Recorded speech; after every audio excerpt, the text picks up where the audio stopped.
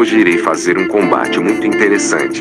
O combate será Felicito Felito contra os Skiziberian 53. O Felicito Felito é muito forte. Ele é muito resistente e tem a Tron Force para dizer o que é a Tron Force, só que muito mais poderoso. Já os Skiziberian 53/Eu é muito forte também e tem bastante durabilidade.